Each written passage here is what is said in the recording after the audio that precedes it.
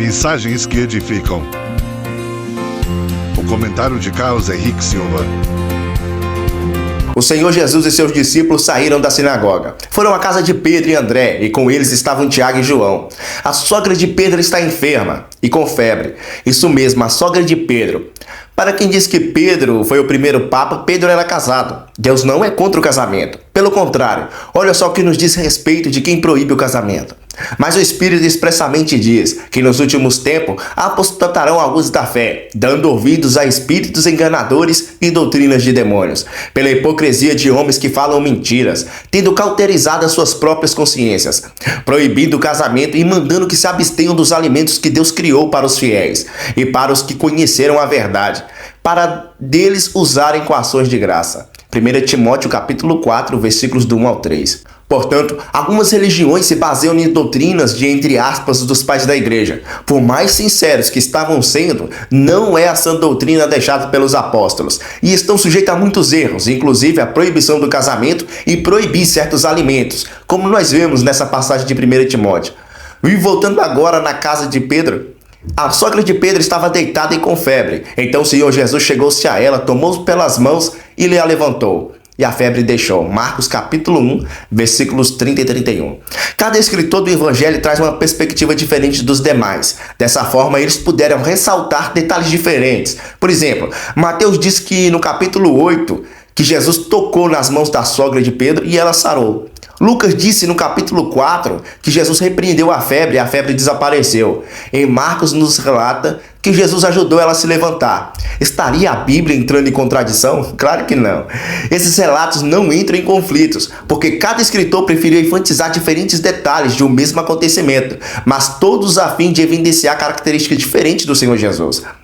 Então, quando o Senhor Jesus se estendeu as mãos e ajudou ela a se levantar, ela ficou curada. E essas mãos já se estendeu para você? Essas mãos se estenderam para mim 17 anos atrás, quando eu conheci a Jesus e a sua obra redentora. Embora ainda sendo uma criança, ele me sustentou em suas mãos fortes para que eu não seja arrancado delas, fazendo-se cumprir em minha vida, João capítulo 10, versículos 27 ao 30. As minhas ovelhas ouvem a minha voz, eu a conheço-as, e elas me seguem. Eu dou-lhes a vida eterna e nunca hão de perecer, e ninguém as arrebatará das minhas mãos. Meu Pai que as me deu é maior do que todos, e ninguém pode arrebatá-las das mãos de meu Pai. Eu e o Pai somos um. No final do versículo 31, diz que após ela ser curada, ela começou a servi-los. Esse é o sentimento, gratidão.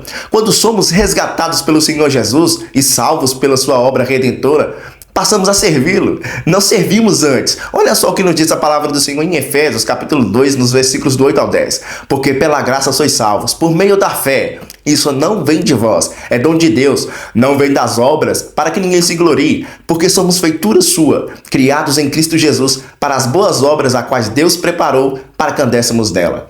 Depois que você está em Cristo Jesus, Ele mesmo prepara as boas obras para que você ande nelas. Homem nenhum tem essa capacidade. Não dê ouvidos a doutrinas de homens. Desocupa as suas mãos, esteja com elas livres para agarrá-las na mão do Senhor Jesus. No versículo 33 e no versículo 34, vemos o perfeito servo servindo. Viam os enfermos de diversos lugares e de diversos tipos de enfermidades. Eles eram curados e demônios eram expulsos. E o Senhor Jesus nem deixava que os demônios falassem. Jesus não precisa de parceria de demônios. Em Atos, no capítulo 16, a partir do versículo 16, o apóstolo Paulo expulsa o espírito de adivinhação de uma jovem. Ela era uma jovem serva que dava lucros aos seus senhores. E ela gritava dizendo: esses homens anunciam o caminho da salvação. São servos do Deus Altíssimo. E isso nos serve de exemplo que nem tudo que parece é, e nem tudo que é sobrenatural vem de Deus. Segura nas mãos de Jesus. Enquanto você dá lugar a Cristo, nós vamos para o próximo vídeo. O Senhor Jesus vai para um lugar deserto. Mensagens que edificam. O comentário de Carlos Henrique Silva.